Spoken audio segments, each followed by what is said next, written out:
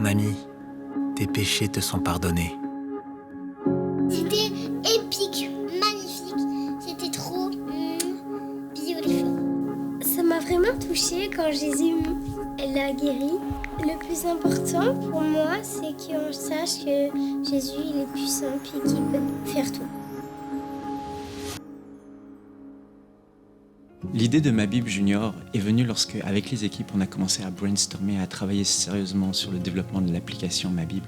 On s'est dit, waouh, le concept est génial pour les adultes, mais les jeunes, on s'est dit, il faut absolument qu'on puisse toucher toutes les générations parce qu'il y a tellement peu de contenu qui existe pour les jeunes et il faut absolument qu'on touche la jeunesse.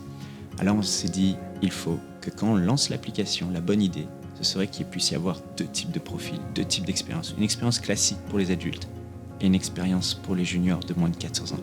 Et que cette expérience soit tellement cool, tellement fun, que les jeunes aient envie de venir méditer la parole de Dieu chaque jour sur cette application. Et c'est ce qu'on a fait, avec un contenu et un design vraiment adapté à leur âge. En 2022, Michael Debo m'a contacté suite à des illustrations que j'ai publiées sur Instagram. Il m'a demandé de les rencontrer. Et avant même notre rencontre, Dieu m'a dit, dis oui à ce qu'il va te demander. La première fois que j'ai entendu parler de Obed, c'est à travers Jérémy. Il est venu dans mon bureau, il m'a montré un compte Instagram, j'ai regardé, et sur ce compte, il y avait des illustrations extraordinaires des évangiles, de Jésus-Christ. Et nous-mêmes, en tant qu'adultes, on était impactés par ces images. On s'est dit, wow, ce jeune, il a du talent. Et quand on a commencé à travailler sur le concept de Ma Bible Junior, j'ai repensé à lui. Alors, je lui ai envoyé un email et j'ai dit, bonjour, j'aimerais vous présenter, vous parler. Et est-ce qu'on peut s'appeler ? Et puis là, il a dit, dès qu'il a reçu l'email, en fait, l'Esprit de Dieu lui a dit, quoi que ce soit que Michael te demande, dis oui. Et c'est comme ça qu'il avait le cœur prêt. Et je lui ai parlé du projet de dessin animé qu'on veut faire avec Ma Bible Junior, de ce contenu unique pour toucher les enfants et faire en sorte que les enfants s'attachent à Jésus, aiment Jésus. Il a tout de suite embarqué et rejoint l'équipe. Suite à notre rendez-vous, Dieu m'a donné un songe. Et j'ai vu des enfants, un petit nombre d'enfants, mais qui s'agrandissaient, ça s'est multiplié, qu'on ne voyait plus les bouts, et beaucoup d'enfants qui rejoignaient le royaume de Dieu grâce à ces projets de MCI. Je me souviens de cette réunion, on était là avec toute l'équipe et on se disait, mais qu'est-ce qu'on peut faire comme concept de dessin animé pour les enfants ? On est une petite équipe. Ça, c'est très chronophage, c'est très coûteux de faire des dessins animés. Et là, j'ai eu un flash. Je me suis souvenu que quand j'étais jeune, avec ma maman, elle me mettait des magnétophones avec des cassettes à bobine et elle me donnait un livre avec des contes animés à l'intérieur avec des belles images. Et j'écoutais ces cassettes et ces belles histoires qui ont bercé toute mon enfance. Et en même temps, je regardais ces belles images. Et là, j'ai dit, c'est ça qu'il faut faire. Il faut qu'on fasse un nouveau concept où c'est pas du full animé comme un dessin animé, mais on voit des images vraiment belles, magnifiques. Et on fait travailler l'imagination de l'enfant avec du sound design et l'accent est mis sur le texte et des pointes d'humour. Ça va être extraordinaire. Et là, quand j'ai partagé ça à l'équipe, il y en avait vraiment qui étaient mordus au dessin animé. Ils se sont dit, il faut qu'on fasse une full animation comme on voit dans les dessins animés de Pixar et autres. Et j'ai dit, je voudrais bien, mais comment on va le faire ? Parce que ça demande des grandes équipes et on n'a pas ces équipiers. Et on n'a pas ces moyens-là. Et on a quand même tenté l'aventure. On s'est dit, on va optimiser. Alors, on commande les fameux costumes qui existent avec lesquels on fait les mouvements de cinéma parce que les mouvements demandent beaucoup d'énergie, beaucoup de temps. Et c'est comme ça qu'on a commencé à faire du motion tracking. Et on a vraiment optimisé le temps, mais malgré tout, ça ne nous permettait pas de faire plus de 2 épisodes de 5 minutes par an. Et ça, c'était pas envisageable. Alors, ce qui est fou, c'est qu'on a montré la version actuelle et la version complètement animée à différentes personnes. Et toutes, sans exception, préfèrent la version actuelle parce qu'elle a une identité. Elle nous permet de nous concentrer sur le texte, sur ce qui est dit. On n'est pas distrait par tout un tas d'animations. Et les images, on peut les travailler, elles sont beaucoup plus belles, avec une emphase vraiment mise sur le sound design. Alors, ce qu'on veut au final, c'est qu'il y ait de l'impact. J'ai eu l'occasion de faire des effets visuels pour Warner Brothers, Disney, comme Maleficent, Dr. Dolittle, King Kong et plusieurs autres. Les projets de Ma Bible Junior, comme Jésus et le paralytique, on m'aurait dit, il y a 1 an, que ça a été fait par 2 artistes, je vous aurais dit que c'est impossible. Juste pour vous mettre en perspective, des émissions comme Pat Patrouille sont faites par des studios qui ont plus de 400 employés. Nous, avec 2 artistes, Obed, un champion en modélisation, Cindy, une championne d'animation 3D, le niveau qu'on a été capable d'atteindre, le niveau visuel, la qualité de l'animation, sincèrement, ce qu'ils ont été capables de faire, pour moi, c'est vraiment impressionnant. J'arrive même pas à m'imaginer qu'est-ce qu'on va être capable de faire avec une plus grosse équipe. Avant de travailler chez MCI pour le projet Ma Bible, j'ai travaillé pour un studio où on avait des contrats avec Warner Brothers et Disney.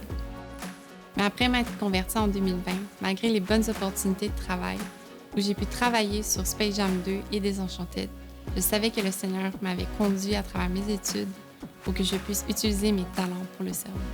Quand je pense à tout le temps que les enfants passent sur les téléphones, à jouer à des jeux ou regarder des dessins animés, je suis très heureux de me dire que bientôt sur ma Bible, on va avoir ce qu'on appelle l'expérience junior. Une expérience interactive, colorée, fun et pleine de jeux qui va aider à la fois les enfants à grandir avec Dieu, mais aussi à connaître la manière dont Jésus intervient dans la vie de tous les jours. Étant adulte, j'ai parfois la nostalgie de jeux et d'histoires que j'ai entendus quand j'étais enfant. Je crois qu'au travers de ma Bible, on est en train de laisser un héritage précieux à ces enfants qui vont s'attacher à la parole de Dieu. J'ai toujours voulu travailler sur des projets pour enfants. En fait, mon rêve, c'était d'un jour travailler pour Pixar. Mais maintenant, mon rêve, c'est vraiment de voir des millions d'enfants touchés, impactés par les projets Ma Bible Junior. Dès maintenant, faites partie des 20 000 partenaires mensuels qui porteront la vision d'EMCI et qui l'amèneront encore plus loin. Pour faire votre don, rendez-vous sur emcitv.com/20 000.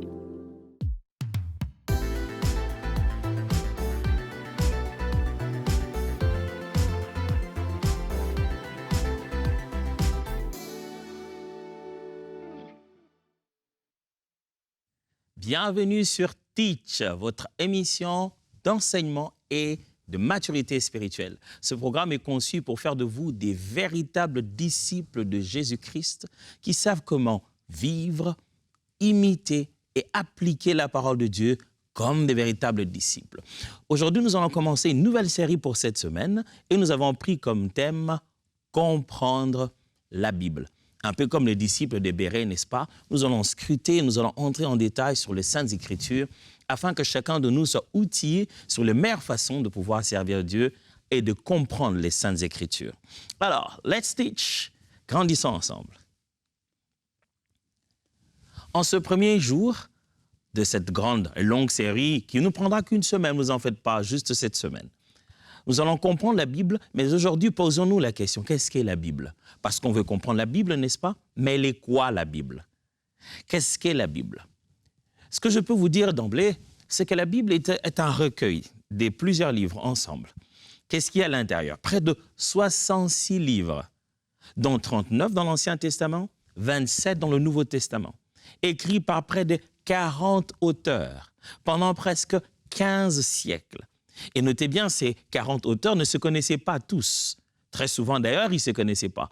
Nonobstant peut-être le sujet qui concerne Pierre ou Paul, qui ont vécu, qui étaient des contemporains. La plupart des auteurs de la Bible ne se connaissaient même pas. Il semblerait qu'on doit la subdivision de la Bible en chapitres, soit à l'évêque Hugo, en espagnol, ou alors à l'archevêque Langton, qui était un anglais.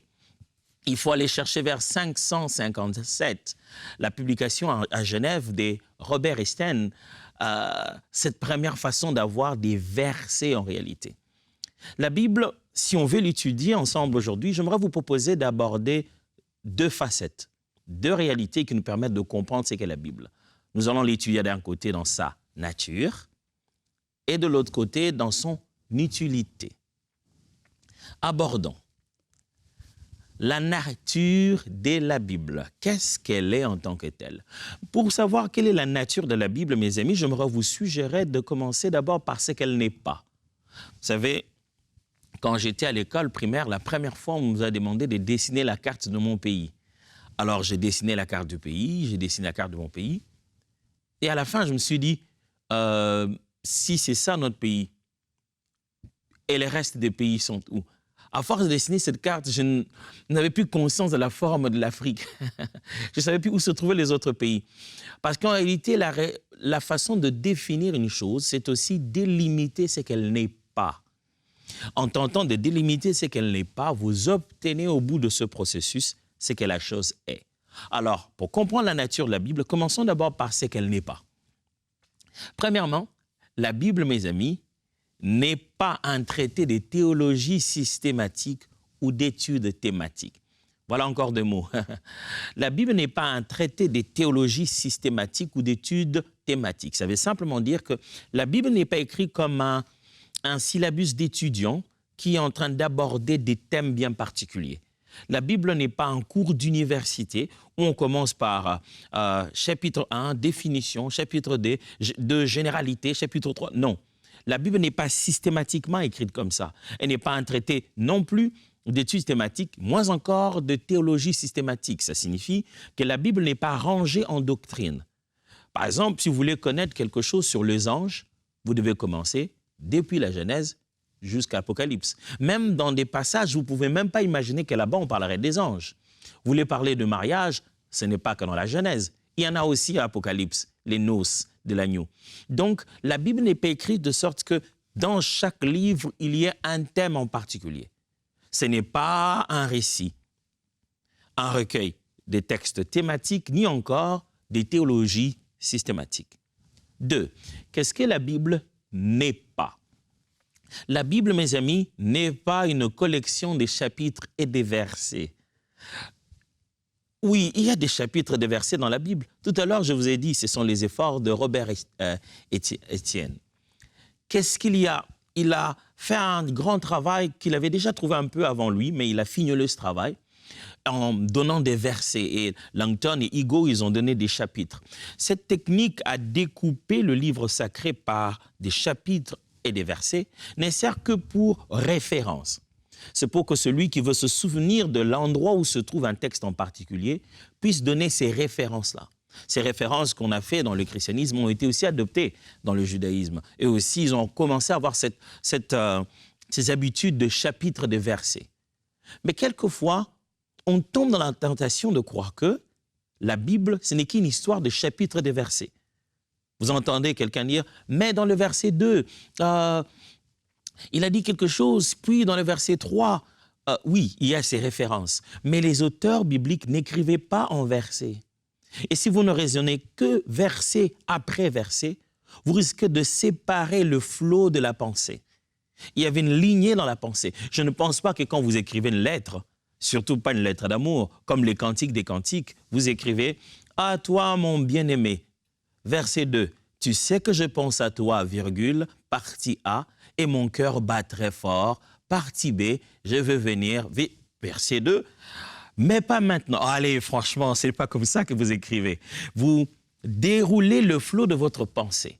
La subdivision de la Bible en versets et en chapitres ne fait pas de la Bible un recueil de versets et de chapitres. Le but n'est pas dans la subdivision. N'oubliez pas que la Bible a un flot. Elle n'est pas un recueil de chapitres et de versets. Troisièmement, qu'est-ce que la Bible n'est pas, mes amis? La Bible n'est pas un livre d'incantation magique. Ah oui, ça il faut le dire. Un livre d'incantation magique, on entend dire que c'est un endroit où des gens qui croient à certaines forces mystiques trouvent des textes pour répéter des formules afin que ça puisse évoquer des esprits. Ils répètent ce qui est écrit et ils obtiennent le résultat. La Bible n'est pas écrite comme ça. Quelquefois, je vois des chrétiens en train de se partager des textes bibliques comme ça. Quoi, tu es malade? Oui. Pour les cas de maladie, cherche Jérémie 33, par exemple. Quoi, qu'est-ce qu'il y a? Tu manques d'argent? Pour les cas d'argent, cherche Genèse. Où la Bible n'est pas une prescription médicale ou spirituelle, où on donnerait une liste de que répéter spirituellement pour évoquer l'action de l'Esprit de Dieu. Non, non, non. La Bible reste toujours l'épée de l'Esprit. On l'utilise comme l'épée de l'Esprit. Ce n'est pas ce verset-là que toi tu as lu, par lequel le Seigneur a intervenu dans ta vie, qui devient le verset modèle pour que tout le monde lise à l'intérieur pour obtenir des mêmes résultats. La Bible n'est pas un document, un livre d'incantation magique. On ne fait pas répéter à tout le monde ce qu'on a connu personnellement. Cela étant, qu'est-ce qu'est donc la Bible? Si on sait ce qu'elle n'est pas, qu'est-ce qu'elle est alors?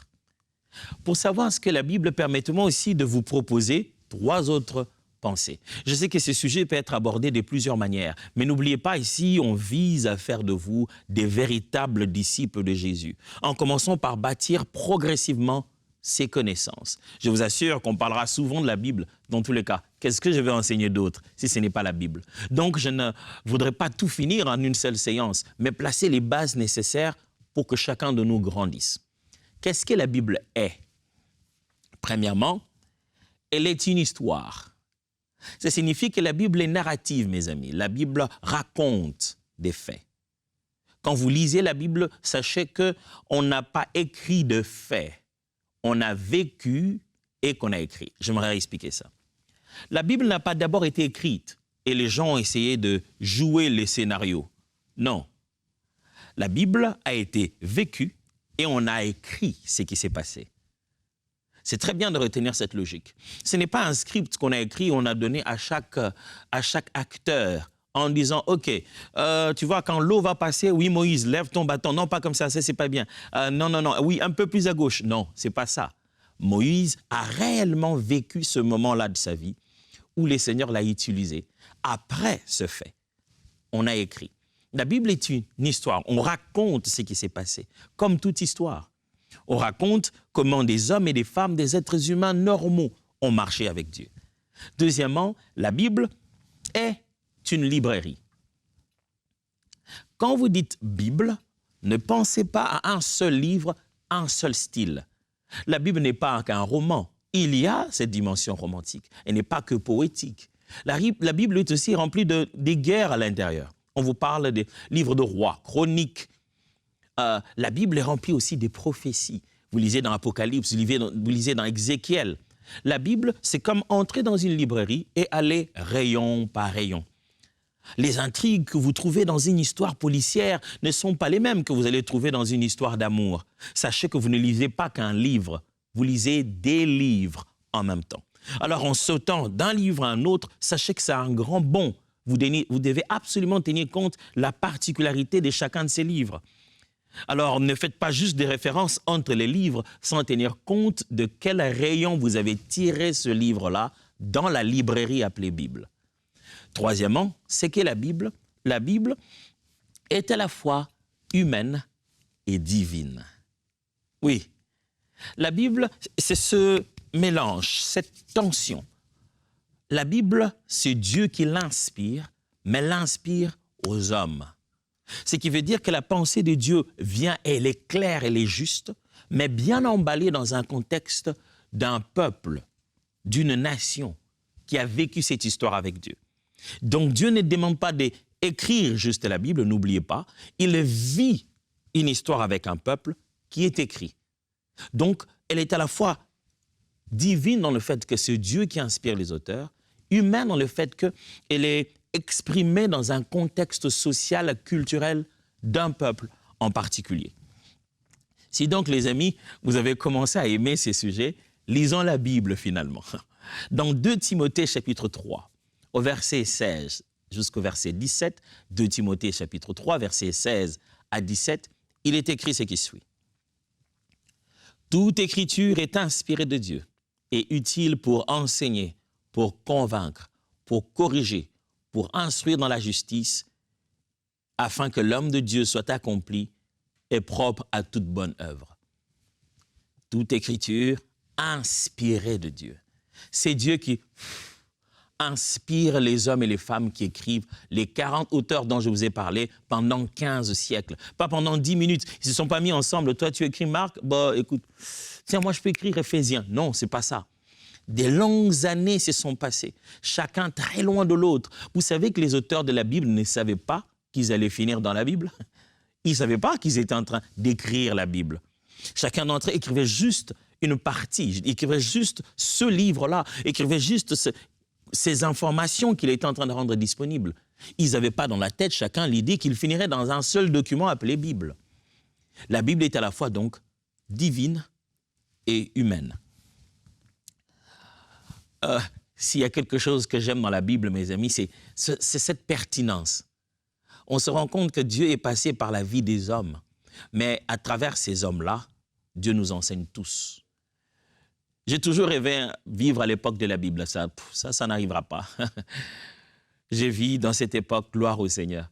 Mais je me disais toujours, comment ça aurait été si je vivais à l'époque de Paul? Je me dis, est-ce que Pierre savait que ce petit moment où il était en train de nier qu'il était avec Jésus, c'est une si grande référence? Souvenez-vous, Jésus lui-même, par exemple, dit du fait que la femme vienne laver ses pieds avec ce parfum, l'essuyer avec ses cheveux. Il dit, partout où l'évangile sera annoncé, on parlera de cette femme. Est-ce que cette femme penchée à ses pieds est consciente de poser une œuvre qui restera dans l'histoire, qui deviendra un modèle prêché par des adorateurs, nous disant de répandre nos cœurs devant le Seigneur? Le fait qu'elle brisait ce parfum d'albâtre, était-elle consciente que l'histoire commençait? Des êtres humains normaux ont vécu juste leur vie, mais à travers lesquels Dieu est passé pour pouvoir donner tout son message. Et il a aussi inspiré les personnes qui écrivaient pour qu'elles écrivent les mots qu'il fallait, de la manière qu'il fallait. La Bible est importante, mes amis. Puisqu'on parle de la Bible et de son importance. Savez-vous que depuis un moment, nous sommes dans cette campagne, n'est-ce pas? Je suis sûr que vous avez commencé déjà à entendre parler. La campagne des 20 000 partenaires mensuels pour EMCI. Une chose que j'aime dans cette campagne, c'est ce que ça va faire. Ça va nous permettre de réaliser un programme qui a commencé depuis longtemps, un merveilleux projet qu'on appelle Ma Bible. Ma Bible, ça va vraiment être votre Bible, je vous assure. De ce que j'ai entendu, de ce que j'ai vu, vous allez aimer cette Bible. Parce qu'à l'intérieur, vous n'allez pas avoir qu'une Bible, vous allez avoir plusieurs versions, mais vous allez avoir aussi les climats nécessaires de la lecture. J'ai beaucoup aimé le programme qu'il y a là-bas pour enfants. Pour le nombre de fois où mon fils me demande mon téléphone, mes filles me demandent mon téléphone, et quelquefois, il me demande les téléphones, il dit, « Papa, mets-nous la Bible de Jésus. » Ils veulent voir quelque chose. Et je vous assure que les choses que vous trouverez à l'intérieur sont théologiquement si bien présentées. C'est tout un enseignement. Moi, en grande personne, je suivais ces dessins. Franchement, je me dis, j'espère qu'on en mettra aussi pour les grandes personnes. Nous aussi, on veut suivre. Mais cette Bible ne sera possible qu'à travers vos dons et votre contribution. Merci à vous tous qui donnez déjà, parce que ces 20 000 personnes dont nous avons besoin vont nous aider non seulement à soutenir la mission de MCI TV, mais aussi à devenir ces partenaires mensuels qui permettent à l'œuvre d'évoluer. Parlons de la Bible donc, parce qu'il est question de comprendre la Bible. Quand nous comprenons la Bible, mes amis, nous sommes souvenus que s'il faut définir la Bible, on a pris l'axe de la nature et de l'utilité de la Bible. En parlant de la nature de la Bible, je dis ce qu'elle était et ce qu'elle n'était pas. Maintenant, parlons de l'utilité de la Bible. À quoi sert la Bible? Quand nous la lisons, c'est pour en faire quoi après? Ça me rappelle une fois des jeunes qui présentaient je ne sais pas, c'est une sorte de sketch, de drame. Et il y avait chaque fois à côté d'eux un frère qui venait pendant tout le temps de cette présentation avec sa Bible comme ça, scotchée sur ses lèvres. De tout le temps qu'il parlait, il avait ça comme ça. Jusqu'à ce qu'une dame dans l'histoire lui pose la question, « Mais mon frère, pourquoi tu as tout le temps la Bible comme ça scotchée sur ton visage ?» Alors là, il lui dit, « Ma sœur, je vais rester biblique. Que ce livre de la loi ne s'éloigne pas de ta bouche. » La Bible ne sert pas à rester à côté de notre bouche. Il faut qu'on ne puisse pas s'en éloigner. La Bible, pour nous les chrétiens, elle peut nous servir à 3 choses. Principalement, 3 choses. Premièrement, pour la doctrine. Lorsqu'on lit les Saintes Écritures, mes amis, c'est pour la doctrine. Ça veut dire l'ensemble de ce qu'enseigne la Bible sur un sujet en particulier. C'est ce qu'on appelle la doctrine. Tout ce que la Bible enseigne sur les anges, c'est une doctrine. La doctrine des anges, angélologie, si vous voulez. Ce que la Bible enseigne sur la manière dont l'être humain est sauvé et comment le salut parvient à l'humanité, c'est toute une doctrine qu'on peut appeler la sétériologie, si vous voulez.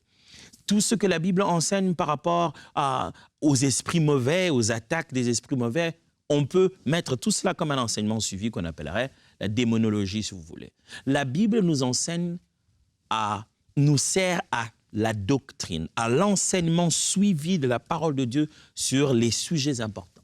La Bible nous sert, la doctrine, c'est aussi cette base, ce fondement sur lequel nous nous posons pour notre foi.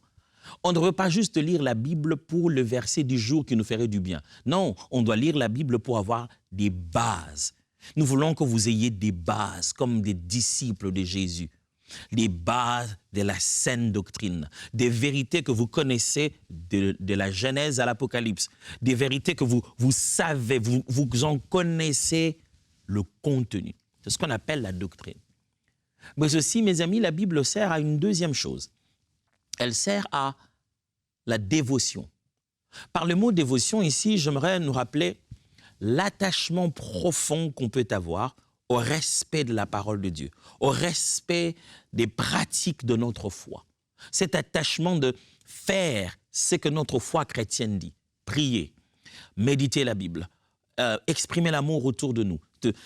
Ce sont ces actes qu'on appelle des actes de dévotion. La dévotion, donc, c'est cet attachement, ce dévouement, ce déploiement de notre zèle à l'accomplissement des principes et des pratiques de notre foi. La Bible, nous la lisons pour qu'elle nous guide sur la meilleure façon de vivre notre foi. Après avoir lu la Bible, mes amis, il faudrait la pratiquer.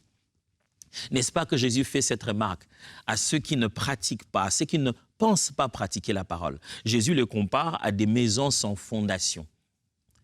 Il m'est arrivé dans ma petite vie d'étudiant, ma femme me demande toujours quand est-ce que je vais arrêter d'étudier.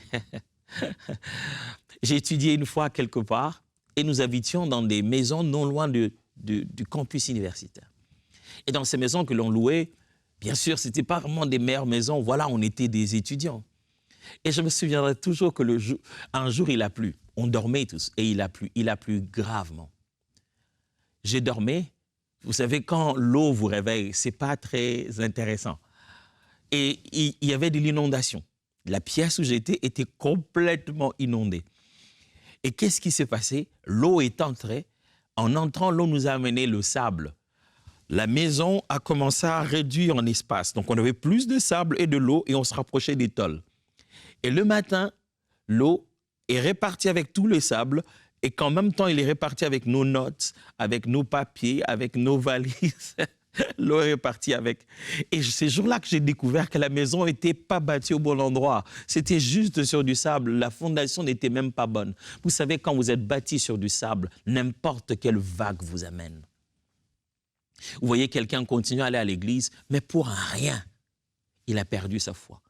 Alors, cette émission est bâtie, mes amis, pour que vous deveniez fondés dans la saine doctrine, mais que vous sachiez aussi pratiquer la parole. Parce que si vous ne la pratiquez pas, à quoi elle vous sert réellement? Vous savez, il n'y a pas vraiment ce qu'on appellerait chrétien pratiquant et non pratiquant. Dès qu'on est chrétien, on est déterminé à vivre la parole de Dieu.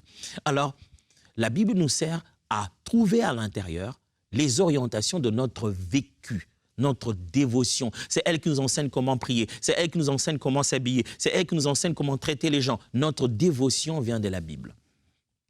Et troisièmement, la Bible, à quoi sert-elle? Elle sert bien sûr, mes amis, à la direction. Ça veut dire que lorsque nous lisons la Bible, elle est là pour nous corriger, nous restaurer et nous orienter. Vous vous souvenez du texte que j'ai lu aujourd'hui? C'était 1 Timothée, n'est-ce pas? 2 Timothée plutôt, chapitre 3, versets 16 à 17. Et ce texte-là nous a dit que la parole de Dieu est inspirée, juste les Écritures sont inspirées, utiles pour instruire, corriger. On sort des termes là-bas, des verbes, de ce que la parole de Dieu fait. La parole de Dieu est donc utile, mes amis, pour nous orienter. Quand nous lisons la parole de Dieu, elle devient notre guide. On ne va pas débattre avec elle, on va obéir à ce qu'elle a dit. C'est elle qui dirige, c'est elle qui nous conduit. Je me souviens que quelquefois, quand on conduit en cours de route, ma femme et moi, et surtout quand elle est assise à côté de moi, des fois il pleut. Et puisqu'il pleut, vous voyez, il faut des essuie-glaces, n'est-ce pas, pour que ça puisse passer de part et d'autre et enlever l'eau qui devient très abondante sur le pare-brise. Et puisqu'elle est du côté du co-chauffeur, donc elle ne conduit pas. Elle n'est pas la conductrice. Quelquefois, je m'amuse à ne pas faire fonctionner les essuie-glaces. Et puis, alors, elle me tapote et dit, mais il faut essuyer tout ça. J'ai dit, pourquoi? Elle dit, je ne vois rien. Et puis, j'ai dit, mais c'est moi qui conduis. Même si tu ne voyais rien, quel est le risque que nous avons? Ça J'aime bien faire ça parce que ça me rappelle toute notre foi chrétienne. Quelquefois, nous, en tant que chrétiens, nous oublions que même si nous vivons notre vie, ce n'est pas nous qui conduisons. Quand Christ est à bord, c'est lui qui conduit. Même quand tu as l'impression que les gouttes d'eau sont énormes et que le pare-brise tu ne vois plus très bien où tu vas, fais confiance à celui qui te conduit. Christ, la parole faite chair, la parole de Dieu que tu es en train de lire, fais confiance à la parole. Elle voit. Elle sait. Vous savez, des fois, ma partie à moi, elle était claire, mais elle voyait rien. Elle était toute dérangée en disant, mais je vois rien. J'ai dit, mais c'est moi qui conduis, même si tu voyais, où est-ce que tu vas nous amener? Mon frère, même si tu voyais tout, est-ce que tu vas amener ta vie? Laisse ta parole, la Bible, t'amener à l'éternité. La parole de Dieu est plus vieille que toi. La parole de Dieu est éternelle. Au commencement était la parole. La parole était avec Dieu. La parole était Dieu. La parole de Dieu est lue, vécue, pour nous orienter sur où nous devons aller. Un disciple de Christ bâtit toute sa parole, toute sa vie sur la parole. C'est la Bible qui l'oriente. Pas qu'est-ce qu'a dit le prophète, pas qu'est-ce que les amis ont dit. La Bible, que dit-elle?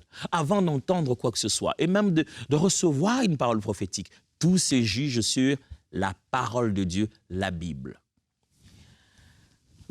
Aujourd'hui, mes amis, on a commencé une nouvelle série. Cette série s'appelle « Comprendre la Bible ».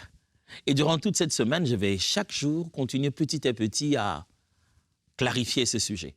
Et en particulier, aujourd'hui, on parle de ce que la Bible est. J'aimerais vous rappeler que la Bible ressemble à une lettre d'amour que le fiancé envoie à sa fiancée. Pour mieux le connaître, il met à l'intérieur des histoires. Pour ne pas faire l'apologie de soi-même et dire « je suis beau, je suis grand ». Il donne cette lettre à son ami qui va déposer à la bien-aimée. Il dit, voici ton fiancé a envoyé une lettre. Et dans cette lettre, c'est rempli d'histoires, de où il a été, avec qui il a été, comment il a vécu. En lisant ces histoires, la fiancée s'est fait une idée de la personnalité, des attitudes de la personne avec qui elle se prépare à vivre l'éternité.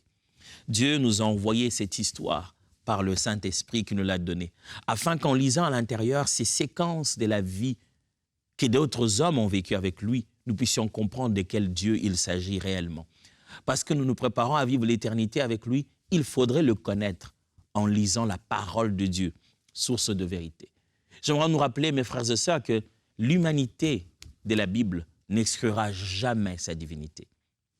Ce n'est pas parce que des hommes ont écrit, ce n'est pas parce que des êtres humains ont participé, que ça empêche cela d'être divin. Du reste, Dieu est suffisamment Dieu pour protéger le souffle de sa pensée à travers des êtres humains fragiles. Et c'est ce qu'il a choisi, utiliser des êtres humains fragiles, passer par leur vécu. C'est pourquoi la Bible ne parle pas que du grand David. Elle montre aussi le David qui commet un péché aussi ignoble que tuer quelqu'un pour sa femme. La Bible ne fait pas l'apologie des individus. Elle veut montrer comment les hommes ont marché avec Dieu. Certains ont réussi, d'autres n'ont pas réussi. Mais à travers toutes ces histoires, on voit en filigrane la nature et la personne de Dieu, le Dieu de la Bible. La Bible, c'est quoi? La Bible, c'est la plus belle lettre d'amour que vous ayez jamais lue. En la lisant, vous découvrez que le Créateur du ciel et de la terre vous aime comme jamais vous aurez pu l'imaginer. En attendant que nous puissions nous voir la prochaine fois, j'espère que vous avez aimé la session d'aujourd'hui. Merci d'avoir suivi Teach, qui est cette émission nouvelle qui est centrée sur le discipulat. Nous voulons que vous puissiez devenir des véritables disciples de Jésus-Christ, qui connaissent la parole et qui la vivent réellement, car un disciple accompli est comme ce maître. Pour moi, voyons-nous demain et on va continuer le sujet. Dieu vous bénisse.